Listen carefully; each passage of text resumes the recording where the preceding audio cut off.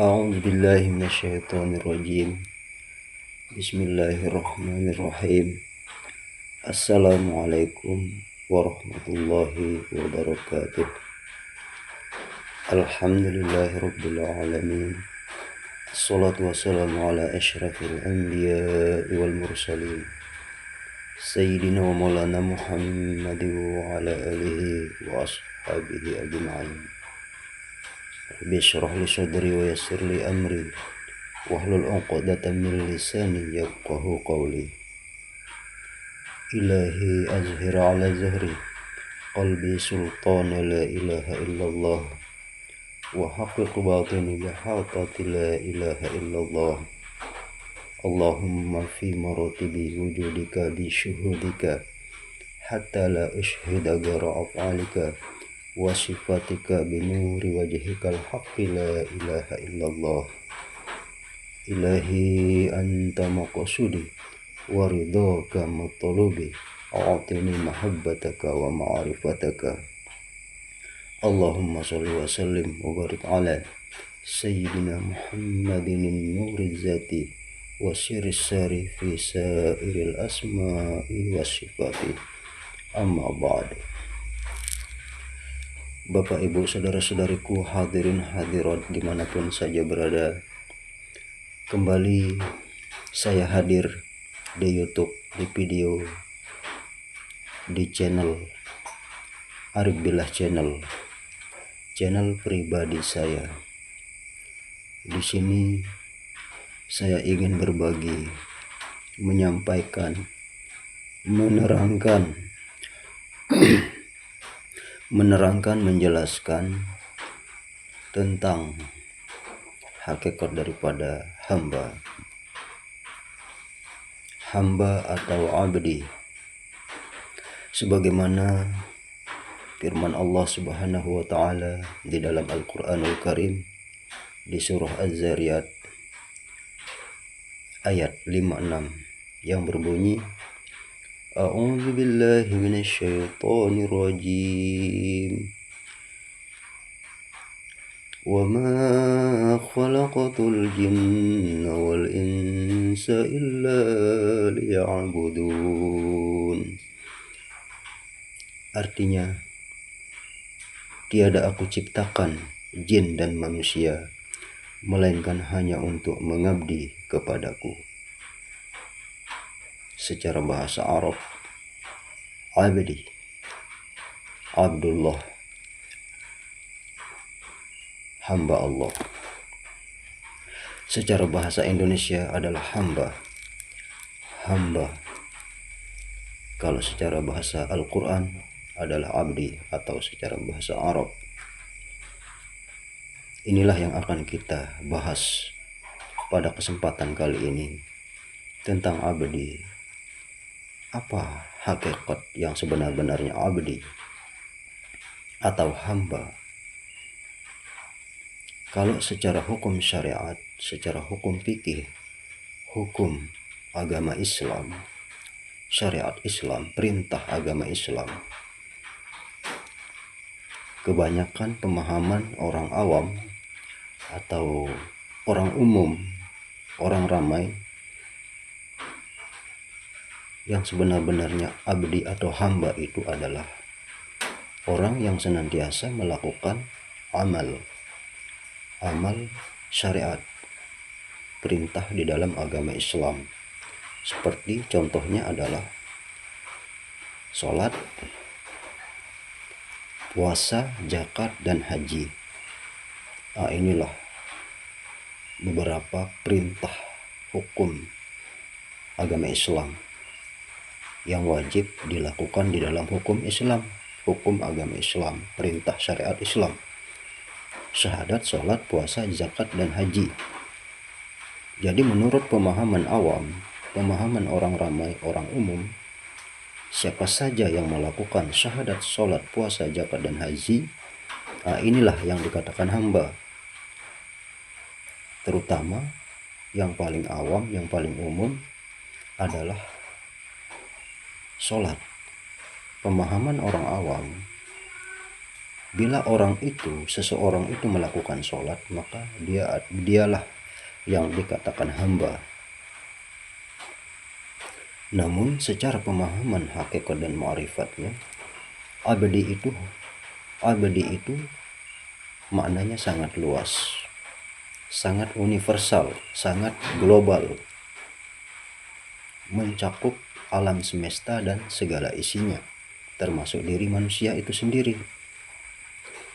Jadi apa hakikat dan ma'rifatnya abdi itu? Abdi itu adalah seorang makhluk, bukan tertakluk kepada manusia saja, tetapi mencakup kepada jin dan malaikat dan segala makhluk yang ada di muka bumi ini, di alam semesta ini, termasuk langit, bumi, daratan, lautan, udara, matahari, bulan, bintang, seluruhnya tanpa terkecuali, hewan, tumbuhan. Pada hakikatnya semuanya adalah mengabdi. Lalu bagaimana bentuk pengabdian makhluk selain daripada manusia itu? Bentuk pengabdiannya adalah mereka itu wujud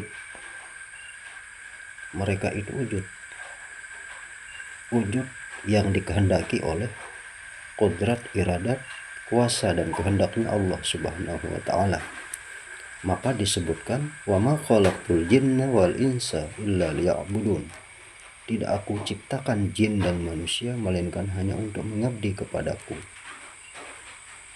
Lalu apakah makhluk-makhluk lain itu tidak mengabdi? Sudah pasti mereka mengabdi. Cuman mereka mengabdi sesuai dengan kodrat dan iradatnya mereka sendiri yang dikehendaki oleh Allah Subhanahu wa ta'ala.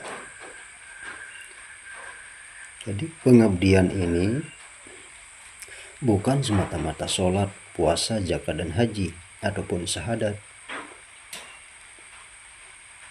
Pengabdian ini adalah secara hakikat dan ma'rifatnya mengakui bahwa diri kita ini tercipta daripada kodrat iradatnya Allah, wujud atas dasar kodrat iradatnya Allah. Kita punya wujud, punya sifat, punya nama atau asma, punya af'al atau kelakuan. Itu berdasarkan atas dasar kuasa dan kehendaknya Allah Subhanahu wa ta'ala. Maka inilah yang harus kita imani, yang harus kita akui, bahwasanya datang daripada Allah, zat wajibal wujud. Ini yang harus kita imani, keberadaan kita, keberadaan para jin, para malaikat, keberadaan langit dan bumi dan segala isinya. Jadi segenap makhluk itu harus mengakui bahwa keberadaannya itu berdasarkan dikehendaki oleh kodrat, iradat, kuasa dan kehendaknya Allah Subhanahu wa ta'ala. Maka inilah yang harus kita imani, kita akui, harus kita saksikan. Maka di dalam hukum agama Islam, syariat Islam, diwajibkan kita untuk bersyahadat, mengucapkan 2 kalimat syahadat. Asyhadu an la ilaha illallah wa asyhadu anna Muhammadur Rasulullah. Ini kalau secara hukum syariat. Ini baru sebatas pengakuan, penyaksian secara lisan, belum kepada pengakuan secara akal, secara hati, secara sir, dan secara keilmuan. Jadi pengakuan syahadat di dalam syariat itu baru sebatas lisan, sebatas mulut saja.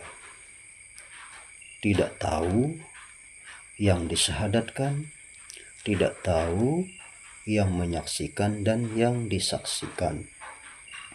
Maka oleh sebab itulah di sini saya berkeinginan membedah tentang makna abdi yang sebenar-benarnya abdi. Jadi abdi ini adalah suatu keyakinan, suatu kepercayaan yang timbul di dalam hati berdasarkan ilmu pengetahuan secara syariat, torekot, hakikat, dan ma'rifat. Jadi sempurna sifat kehambaan, sifat abdi kita itu setelah memahami beberapa ilmu pengetahuan sebagai dasar, sebagai kekuatan bahwa kita ini benar-benar seorang hamba. Tidak bisa kita boro-boro mengaku hamba, mengaku abdi kalau kita belum memahami hakikat abdi. Jadi perlu dikaji, perlu dipelajari kepada para ahli, terutama kepada para guru-guru mursyid, guru-guru tarekat, hakikat, dan ma'rifat. Kita tidak bisa langsung putus pemahaman kita pada kajian syariat saja, karena di dalam kajian syariat itu tidak dibahas, tidak dijelaskan hakikat hamba secara detail, secara mendalam. Maka di sini saya memberi pemahaman kepada Bapak Ibu, saudara-saudariku, hadirin hadirat dimanapun saja berada. Di sini saya kupas, saya terangkan secara jelas agar paham, agar mengerti hakikat abdi. Jadi segala alam semesta dan segala isinya ini pada hakikatnya adalah abdi atau hamba. Mereka menghamba, kita menghamba, kita mengabdi di dalam hidup, mengabdi secara wujud, secara sifat, secara asma, secara kelakuan. Jadi pengabdian kita ini sempurna. Jadi pengabdian yang paling sempurna itu adalah pada diri manusia. Mengabdi secara syariat, secara tarekat, secara hakikat, secara ma'rifat, dan ihsan. Lima pokok di dalam tuntunan ajaran agama Islam. Secara syariatnya adalah syahadat, sholat, puasa, zakat, dan haji. Namun di balik kelima dasar hukum syariat itu ada juga 5 rahasia. 5 rahasia yang menurut secara keilmuan hakikat dan ma'rifat yang harus kita pahami. Maka baru disitulah kita sempurna sebagai seorang insan kamil atau manusia yang sempurna, yang seutuhnya menurut hukum hakikat dan ma'rifat. Karena di dalam Al-Qur'an disebutkan wattini wazzaitun, demi buah tin dan buah zaitun. Allah bersumpah di dalam surah At-Tin. Wa turi sinina, dan demi kota Mekah yang aman. Wa hadal baladil amin. Wa turi sinina, dan demi bukit Tursina. Wa hadal baladil amin, dan demi kota Mekah yang aman. Laqad khalaqnal insana fi ahsani taqwim. Dan sungguh kami telah menciptakan manusia, insan, dalam bentuk yang paling sempurna. Jadi manusialah yang menyandang titel dari Allah Subhanahu wa Ta'ala adalah makhluk terbaik, makhluk yang paling sempurna. Karena manusia itu adalah gambaran, bayangan dari sifat-sifatnya Allah. Bagaimana hadis kudusinya? Al-insanu sirri wa ana sirruhu. Bahwasanya kata Allah, manusia itu adalah rahasia aku, kata Allah, dan aku juga rahasia manusia. Jadi insan dengan manusia, insan dengan Allah, Allah dengan insan, itu tidak bisa dipisahkan. Jadi diperkuat oleh ayat Al-Quran di dalam surah Al-Hadid ayat 4, wa huwa ma'akum aynama kuntum. Dan bahwasanya Allah beserta kamu dimanapun saja kamu berada.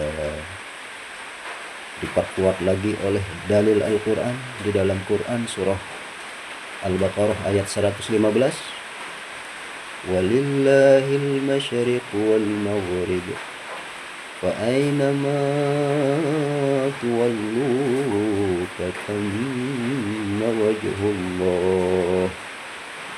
Apa kata Allah dalam firman-Nya ini yang artinya timur dan barat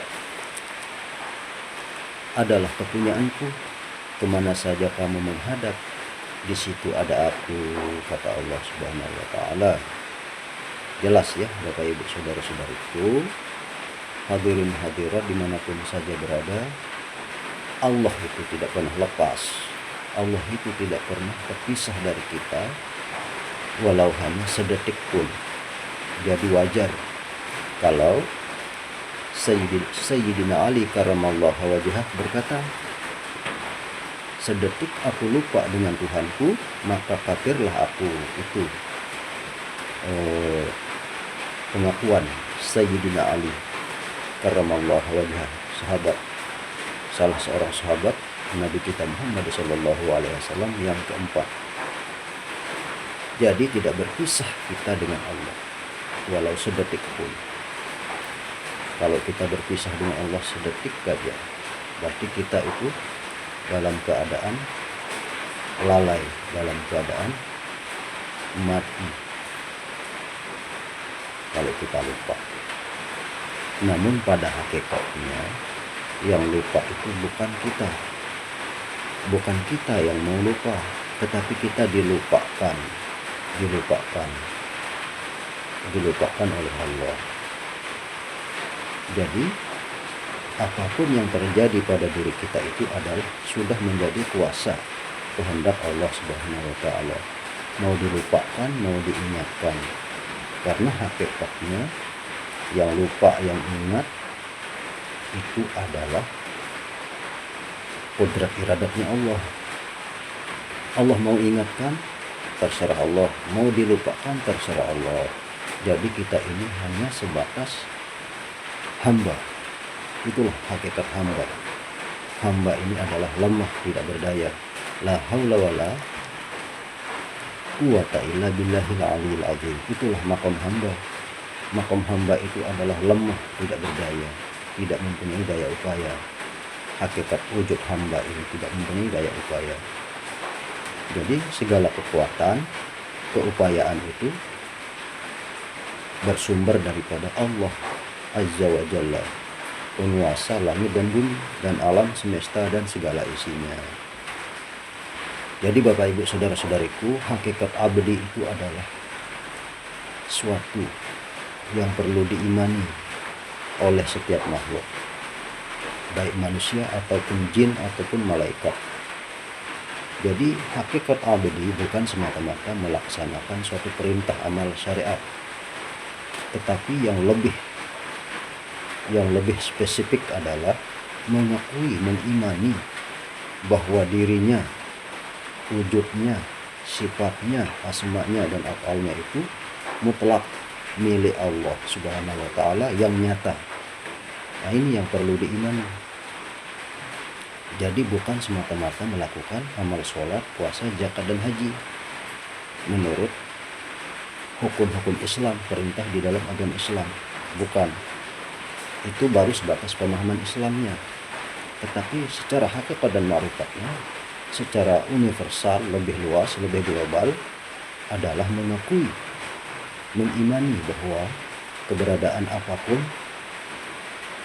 di alam semesta ini adalah semata-mata keberadaan, kenyataan zat wajibal wujud Allah Subhanahu wa ta'ala. Itu kan sudah dijelaskan tadi di dalam Quran surah Al-Hadid ayat 4, Quran surah Al-Baqarah ayat 115. Diperkuat lagi dengan ayat Quran surah Az-Zariyat ayat 21. Wa fi anfusikum afala tubsirun. Artinya, pada diri kamu jualah aku, kata Allah. Mengapa kamu tidak perhatikan?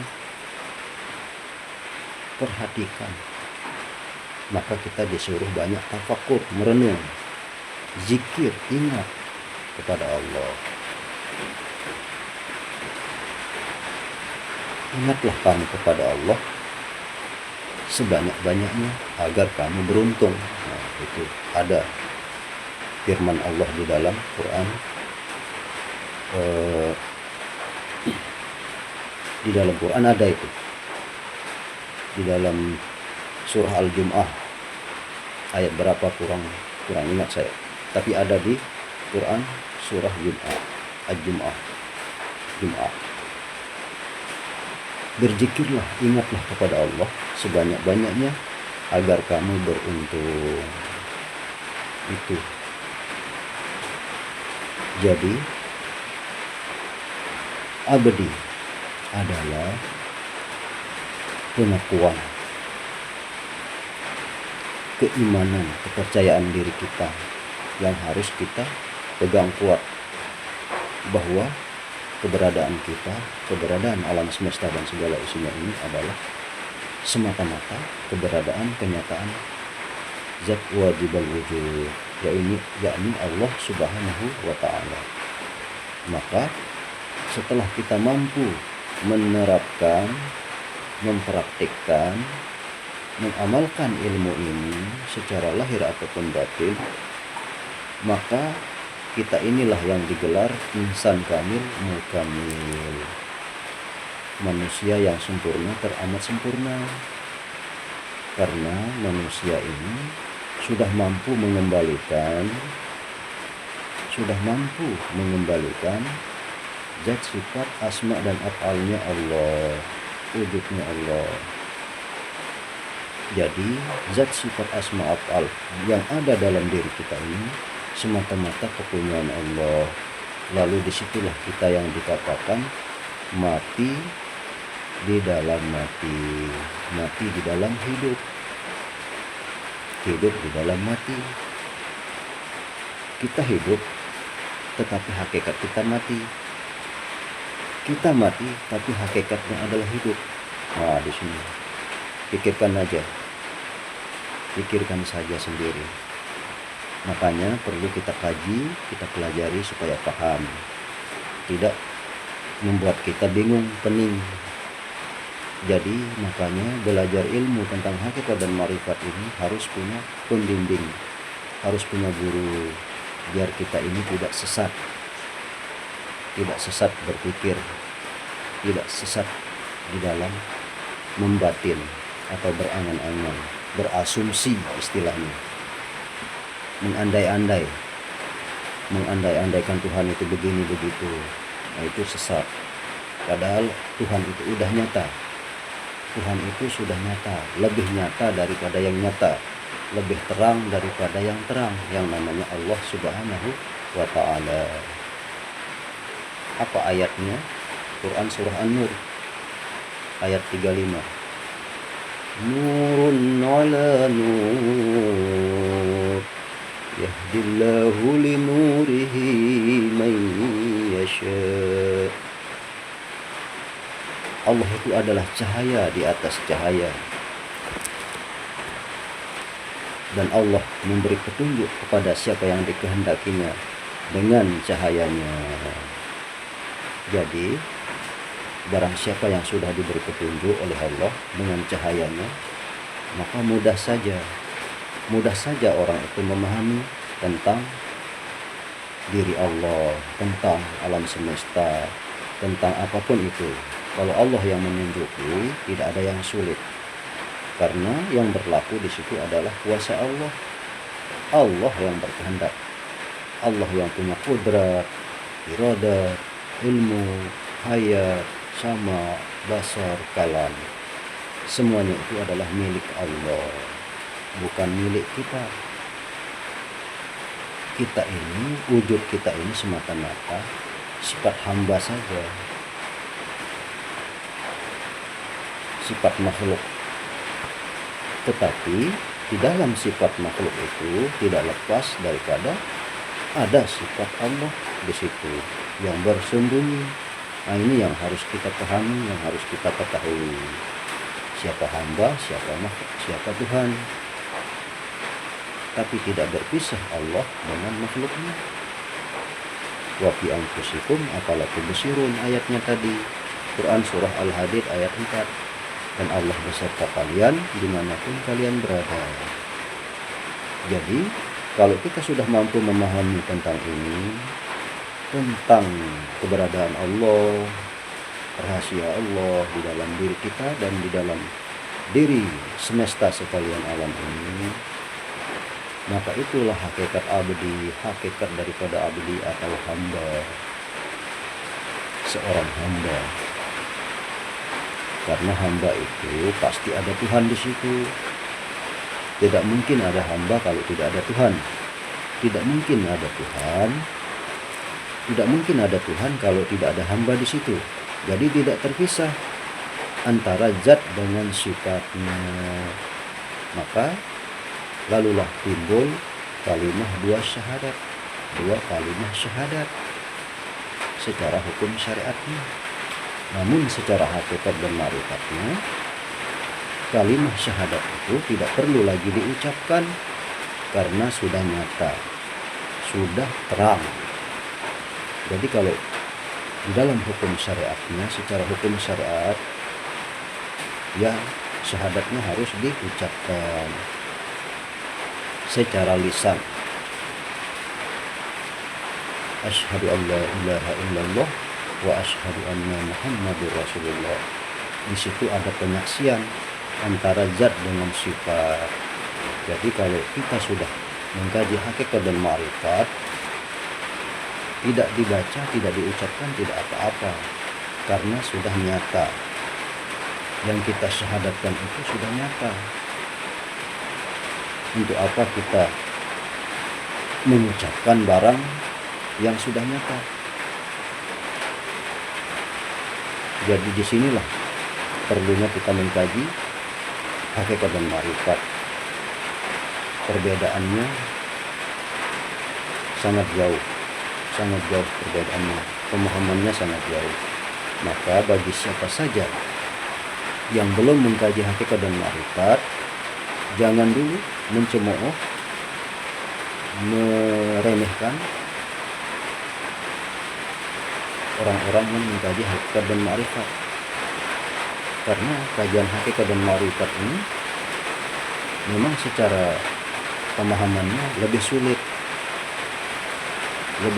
untuk dipahami oleh orang-orang yang baru tahap syariat.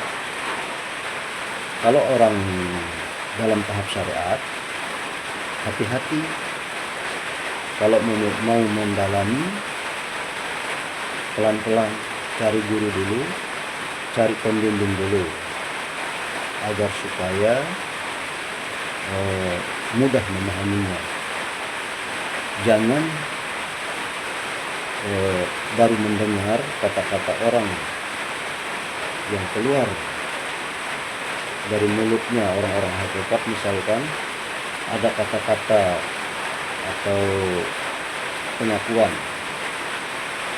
dari seorang ahli hakikat dan ma'rifat, tiba-tiba dia berkata begini. Nah, kalau orang dalam tahap syariat pasti akan salah memahaminya, salah menanggapinya, karena di situ dia belum memahaminya, belum makomnya. Jadi orang syariat ini kebanyakan akan mencemooh, akan menyalahkan, akan salah tanggap kepada orang ahli hakikat, karena dia belum paham hakikat apa yang disampaikan oleh para pengkaji hakikat dan ma'rifat, pengamal hakikat dan ma'rifat. Jadi Bapak Ibu saudara-saudariku, hakikat hamba atau abdi itu adalah pengakuan, keakuan diri kita yang harus kita akui sebagai wujud kenyataan daripada wujud kenyataan tajalli zat wajibal wujud. Jadi inilah hakikat hamba. Jadi siapapun yang sudah mampu duduk di makom ini, maka dialah yang dikatakan abdi atau hamba yang sebenar-benarnya hamba. Jadi apapun yang dirasakan, yang dipikirkan di dalam diri, wujudnya, sifatnya, asmanya, af'alnya, itu sudah diakuinya, sudah diimaninya sebagai wujud kenyataan daripada kelakuan zat wajibal wujud itu sendiri, yaitu Allah Subhanahu wa ta'ala. Jadi hakikat abadi ini luas, universal, global. Kalau kita kaji hakikat dan ma'rifat, bukan sebatas kita itu melakukan amal secara syariat saja, seperti syahadat, mengucapkan syahadat, melakukan sholat, puasa, zakat dan haji. Bukan sebatas itu yang dikatakan hamba, namun secara hakikat dan ma'rifatnya itu lebih luas, pemaknaannya lebih luas. Jadi barang siapa yang sudah mengetahui hakikat abadi ini, maka dia akan senantiasa ingat, zikir. Maka dikatakan di dalam Al-Quran yang artinya sesungguhnya alam semesta ini, langit dan bumi ini berzikir, memuji, dan senantiasa mensucikan zat Allah Subhanahu wa ta'ala.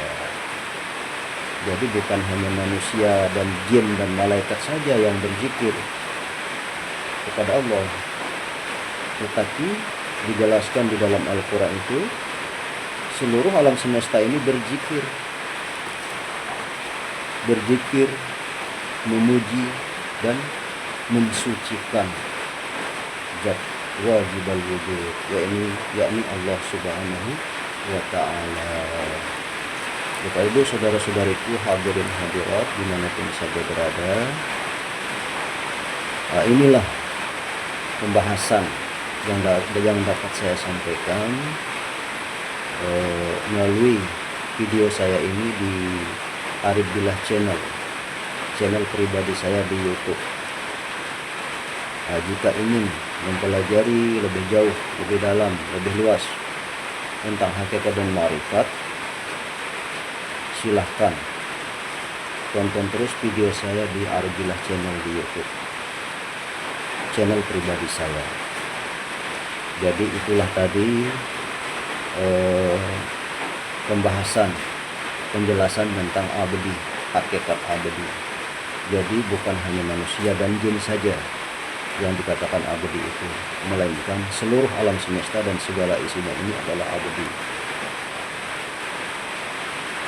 Jadi barang siapapun dia, dimanapun, kapanpun, Kalau dia mengimani, mengakui bahwa keberadaan dirinya, zahir batinnya, awal akhirnya, dia mengakui bahwa semata-mata keberadaan kenyataan zat wajib al-wujud Allah subhanahu wa ta'ala, maka dialah yang hakikatnya abdullah, mengabdi kepada Allah, bukan menyembah kepada Allah.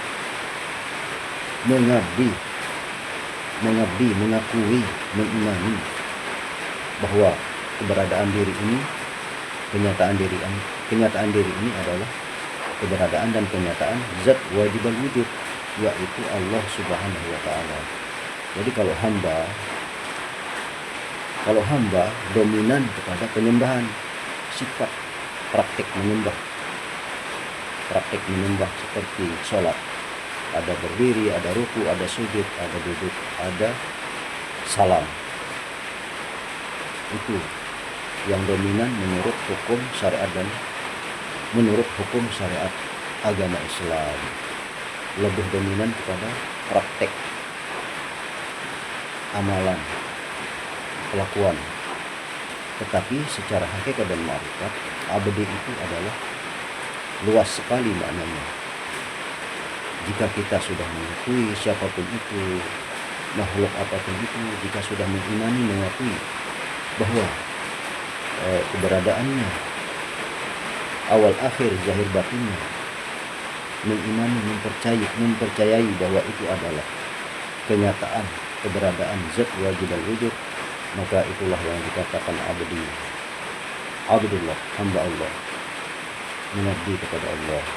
Jadi hakikat kita dan alam semesta dan segala isinya ini adalah mengabdi kepada kodrat, iradat, kehendak dan kuasanya Allah, kuasa dan kehendaknya Allah subhanahu wa ta'ala semata-mata. Jadi kalau tanpa kodrat, iradat, kuasa dan kehendaknya Allah subhanahu wa ta'ala, tidak akan terjadi, tidak akan nyata alam semesta dan segala isinya, termasuk diri kita. Karena di awal penciptaan makhluk, ketika Allah subhanahu wa ta'ala pertama-tama ingin menciptakan makhluk, di saat Allah ta'ala sedang sendirinya, waktu itu Allah subhanahu wa ta'ala dalam keadaan sendiri, belum nyata, masih kosong, tidak ada apa-apa, kosong. Disitulah Allah menghendaki untuk menciptakan makhluk, karena agar supaya Allah itu dikenali, Allah pengen dikenali. Awal mula penciptaan makhluk itu karena Allah itu pengen dikenal, mau dikenal, rindu, kasih untuk dikenal, maka Allah menciptakan makhluknya. Yang pertama adalah menciptakan Nur Muhammad. Jadi inilah awal mula penciptaan itu adalah penciptaan Nur Muhammad. Nah, itu lain kali kita bahas itu. Sekarang kita fokus ke hakikat abdi saja, hakikat hamba. Jadi hakikat hamba itu luas maknanya ya Bapak Ibu saudara-saudaraku, luas, universal, global, seluruh alam semesta dan segala isinya ini adalah hakikatnya adalah abdi, menghamba kepada Allah subhanahu wa ta'ala. Di mana Allah subhanahu wa ta'ala? Walillahi nurus samawati wal ardh. Sesungguhnya Allah itu adalah nur, cahaya langit dan bumi dan segala isinya. Disitulah Allah bersembunyi di balik makhluknya. Walillahi ma fis samawati wal ardh. Allahu nurus samawati wal ardh. Bapak Ibu saudara-saudariku, hadirin hadirat dimanapun saja berada, jadi hakikat abdi ini menurut hukum kajian hakikat dan marifat sudah nyata, sudah jelas bahwa diri kita sebagai makhluk manusia, jin, malaikat, langit, bumi, segala yang ada di alam semesta ini adalah abdi, adalah hamba menghamba kepada Allah Subhanahu wa Ta'ala. Jadi apabila kita sudah memahami ini, maka disitulah kita dikatakan orang yang mengimani, yang mengakui, yang menyaksikan. Maka di dalam hukum agama Islam, syariat Islam, fikih, diwajibkan bersyahadat, mengucapkan 2 kalimat syahadat. 2 kalimat syahadat itu yang secara lisan itu, secara bacaan itu hakikatnya adalah zat dan sifat. Sifatnya Allah, zat Allah, sifat Allah. Zat Allah itu tidak nyata. Jadi nyatanya zat Allah itu pada sifatnya. Nyatanya ada zat Allah itu ada pada sifatnya. Zat dengan sifat, sifat dengan zat itu tidak bisa dipisahkan. Nah, itulah hakikat 2 kalimat syahadat. Padahal hakikatnya satu jua hakikatnya. Maka apabila kita sudah memahami ini, maka itulah yang dikatakan innalillahi wa inna ilaihi raji'un, mampu mengembalikan milik Allah, hak Allah. Jadi apabila kita sudah memahami ini, kita sudah tidak merasa ada lagi, tidak mengakui lagi diri kita ini. Jadi hakikat kita semata-mata tidak ada. Maka dikatakan Adam lawan kata wujud ada, Adam tiada. Jadi hakikat kita ini yang sejatinya adalah tiada. Adam tiada tapi kok nyata, kok ada ini. Nah, inilah wujud kenyataan sirullah, rahasia Allah. Jadi kalau kita belum mampu memahami ini, berarti kita masih dalam keadaan syirik, masih menduakan wujud, menduakan Allah. Padahal Allah itu tunggal, esa, ahad. Tetapi tunggalnya Allah, esanya Allah itu nyata pada wujud kenyataan manusia. Al-insanu sirru wa ana sirruhu tadi. Manusia itu adalah rahasiaku, aku pun rahasia manusia, kata Allah. Jadi tidak berpisah antara zat dengan sifat, tidak berpisah antara syahadat tauhid dengan syahadat rasul. Inilah yang dikatakan qul huwallahu ahad, Allahus samad, lam yalid wa lam yulad wa lam yakul lahu kufuwan ahad. Inilah yang dikatakan abdi atau hamba.